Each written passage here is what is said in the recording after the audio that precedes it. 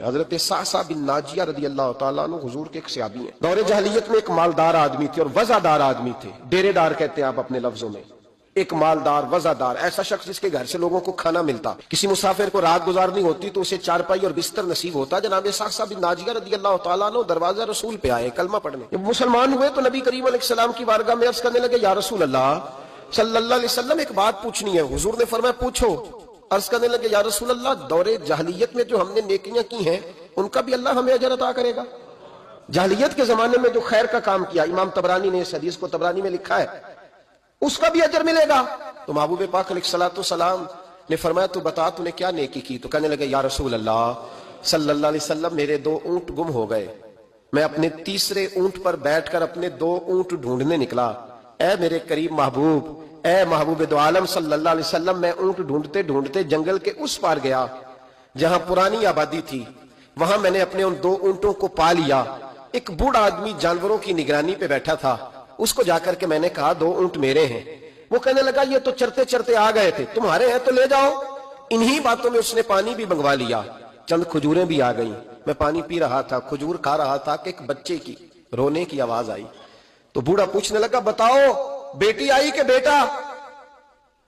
میں نے فٹافٹ پوچھا پھر اگر بیٹا ہوا تو کیا کرو گے، بیٹی ہوئی تو کیا کرو گے؟ کہنے لگے اگر بیٹا ہوا تو قبیلے کی شان بڑھائے گا، اگر بیٹی ہوئی تو میں ابھی اسے زندہ دفن کرا دوں گا، اس لیے کہ میں اپنی گردن اپنے داماد کے سامنے جھکا نہیں سکتا، میں بیٹی کی پیدائش پر آنے والی مصیبتیں برداشت نہیں کر سکتا، میں ابھی دفن کرا دوں گا۔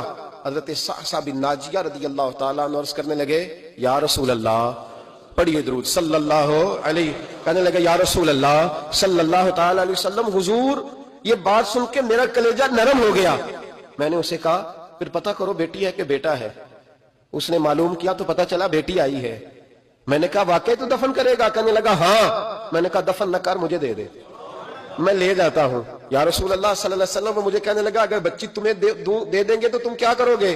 میں نے کہا تم میرے 2 اونٹ رکھ لو، بچی دے دو۔ کہنے لگا نہیں 2 نہیں، یہ جو جس اونٹ پہ تو بیٹھ کے آیا یہ بھی لے لیں گے۔ جناب سعصع بن ناجیہ عرض کرنے لگے، اے محبوبہ میرے کریم رسول، میں نے نہ اس کو کہا ایک آدمی میرے ساتھ بھیج، مجھے گھر چھوڑ آئے اور اونٹ میں اسے واپس دے دیتا ہوں۔ یا رسول اللہ صلی اللہ علیہ وسلم، میں نے 3 اونٹ دے کے 1 بچی لی۔ حضور اس بچی کو لا کے میں نے اپنی کنیز کو دیا، نوکرانی کو۔ حضور میں روز جاتا، اسے دودھ پلا رہی ہوتی، حضور وہ اسے کھجور نرم کر کے کھلا رہی ہوتی۔ یا رسول اللہ وہ بچی میری داڑھی کے بالوں سے کھیلتی، وہ میرے سینے سے لگتی۔ حضور مجھے نیکی کا چسکا لگ گیا۔ پھر میں ڈھونڈنے لگا کون کون سا قبیلہ بچیاں دفن کرتا ہے۔ یا رسول اللہ میں ڈھونڈنے لگا، حضور میں 3 اونٹ دے کے 1 بچی لایا کرتا۔ یا رسول اللہ میں نے 360 بچیوں کی جان بچائی ہے، اور حضور میری حویلی میں 360 بچیاں پلتی ہیں۔ اے آمینہ کے لال بتا میرا مالک مجھے اس کا اجر دے گا؟